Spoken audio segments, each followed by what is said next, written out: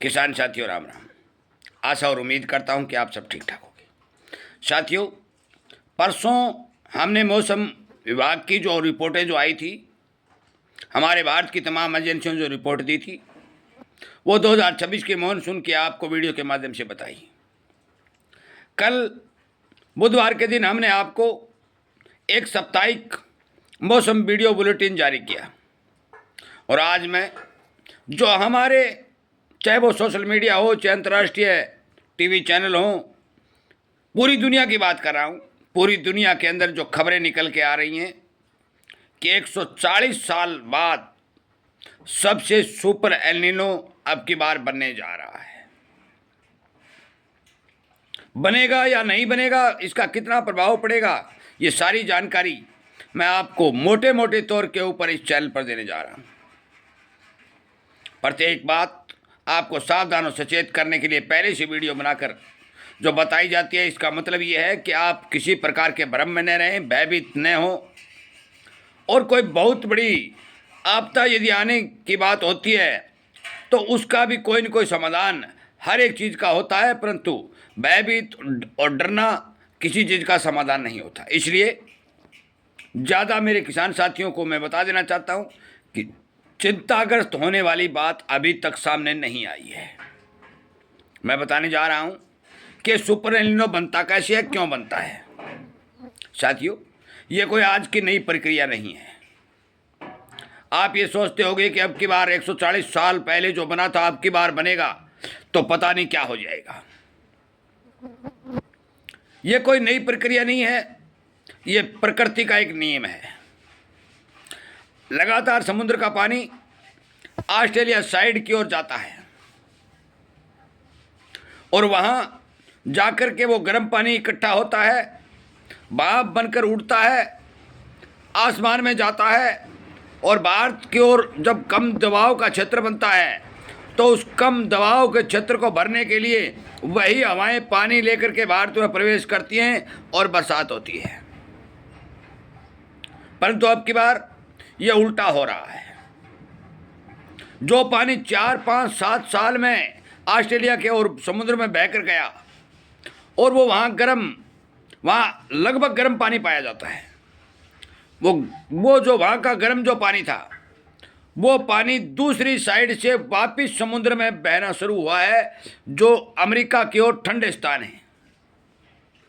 जो ही ठंडे स्थान के अंदर वो पानी प्रवेश कर रहा है, गर्म और ठंडे पानी का जो मिश्रण बन रहा है, उसलिए मछली उत्पादन बहुत ज़्यादा हो रहा है। मछली उत्पादन को तो सहारा मिल रहा है, परंतु गर्म पानी जब रास्ता बदल लेता है तो फिर भाप बन करके उड़ना कम हो जाता है, और भाप बन करके उड़ना कम हो जाता है तो फिर बरसातें कम होती हैं। मैं अकेले भारत की बात नहीं कह रहा हूँ, मैं पूरी दुनिया की बात कह रहा हूँ। जो रिपोर्टें आई हैं उनके आधार के ऊपर 2 और 2.5% तापमान हमारे वायुमंडल का पूरी दुनिया में औसत तापमान बढ़ने की जो बात कही गई है, मैं एक एक जानकारी दूंगा।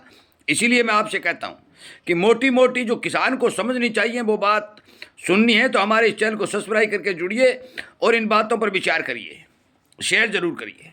साथियों, नदियों की रिपोर्ट भी बताऊंगा, बांधों की भी रिपोर्ट बताऊंगा जो हमारे पास कल शाम को आई है। मैं आपकी जानकारी के लिए बता दूं कि आज तक जब से मौसम विभाग ने अपना रिसर्च जारी किया है, 14 बार एल नीनो बनने की जो स्थिति दिखाई दी है, और 14 बार में से 9 बार भारत के अंदर अकाल देखा गया है। मैं भारत की बात कर दूँ, दुनिया का तो सारे प्रभावित सारी दुनिया होगी, परंतु मैं भारत की बात बता देता हूँ। एल नीनो की जो बात कही गई है, जो आने की बात कही गई है, वो 14 में से 9 बार आने की कही गई है। नहीं, 14 बार आई है, 9 बार जो है अकाल घोषित हुआ है, परंतु 5 बार भारत को राहत मिली है, बरसात ठीक ठाक हुई है, सामान्य हुई है। वो आगे समय बताएगा, देखना होगा कि इस बार ये कितना प्रभाव डालता है। मैं आपकी जानकारी के लिए बता दूं कि अकाल जब पड़ता है तो सबसे ज़्यादा जो नुकसान होता है वो बिरानी क्षेत्र के किसानों को होता है, क्यों वहाँ बरसात का अभाव देखा जाता है, बिजाई प्रभावित होती है, ऊपर से फसलें नष्ट हो जाती हैं।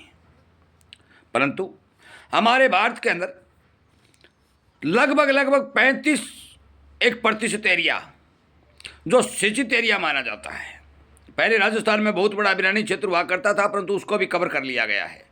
मध्य प्रदेश और महाराष्ट्र, गुजरात, हरियाणा और पंजाब, इन सभी स्टेटों के अंदर कुछ हद तक जो है पानी की व्यवस्था हो चुकी है।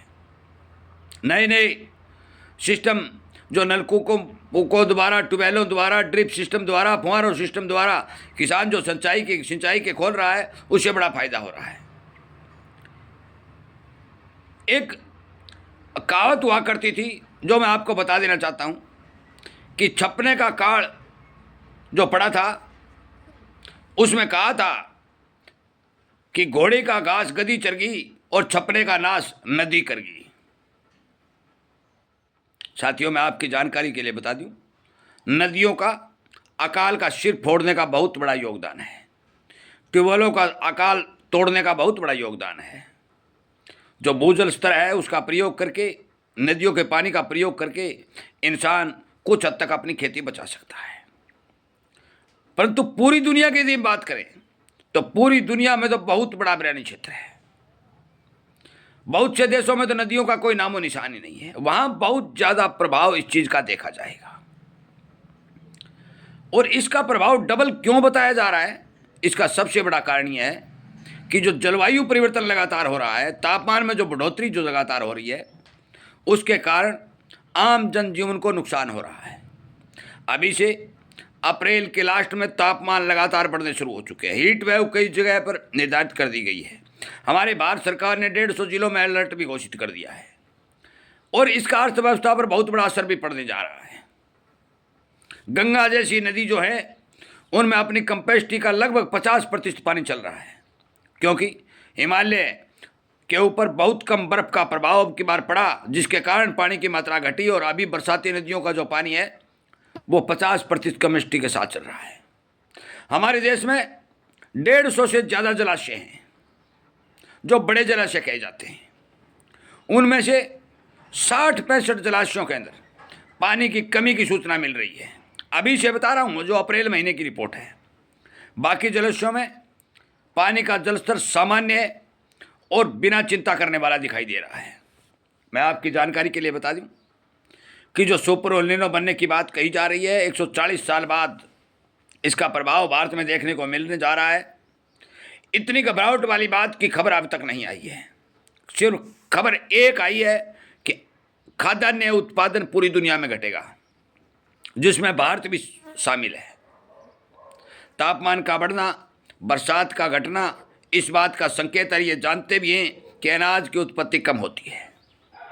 साथियों, एल नीनो की खबर जो लगातार आ रही है, मैं आपको सलाह देता हूं, आपको सावधान करता हूं कि आपके खेतों में जो भी आप फसल की बुआई करें, थोड़ा विचार करके करिए। समय आएगा तो हम वीडियो बना कर रिलीज कर देंगे, बता देंगे। थोड़ा विचार जरूर करिए कि थोड़ी कम पानी वाली फसलों की और ध्यान दीजिए, क्योंकि यदि आपने ज़्यादा पानी वाली फसलों की ज़्यादा बिजाई करने का काम किया तो जलाशयों में यदि पानी की कमी दिखाई दी तो फिर आपके सामने मुश्किल खड़ी हो सकती है। अभी तक ये संभावनाएं और अनुमान जताए जा रहे हैं। मैं नक्शे बना करके, सिस्टम कर करके तो नहीं बता सकता, और बताऊंगा तो 1 घंटे लग जाएगा, परंतु मैं आपकी जानकारी के लिए बता दूं, अभी तक जो बातें 150 साल से प्रथम साल ये बताया जाता है कि सूखा पड़ेगा या तापमान बढ़ेगा, ये बात तो मैं आपको पहले कह भी चुका हूँ कि 2026 का जो साल है वो एक खतरनाक साल है।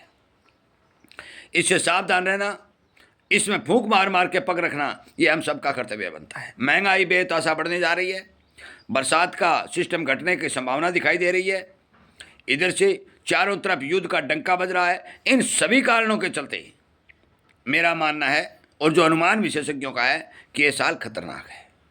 मैं फिर यही कहता हूँ कि जो खबरें चल रही हैं उन पर ध्यान थोड़ा कम दें, अपने बुद्धि और विवेक से काम करें। अभी तक कोई 60% एजेंसी बता रही है, कोई 70 बता रही है, कोई 65% बता रही है, कोई 40% बता रही है। तमाम एजेंसियाँ एल नीनो का प्रभाव पड़ने की जो बात कह रही हैं वो परसेंटेज पर है। 80 और 90% का प्रभाव अभी तक किसी भी एजेंसी ने पड़ने की बात नहीं कही है। इसलिए आप तब तक इंतजार करें जब तक एल नीनो की संपूर्ण 80% की संभावना नहीं बने।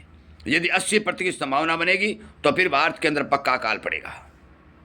साथियों, इस जानकारी को किसानों तक शेयर कर दें ताकि उन्हें इन खबरों से बचाया जा सके, सावधान किया जा सके और सचेत किया जा सके। आपको भी इसी तरह की जानकारी चाहिए तो आप हमारे इस चैनल को जुड़ सकते हैं, सब्सक्राइब कर सकते हैं और किसान हित में आगे बढ़ सकते हैं। जय हिंद।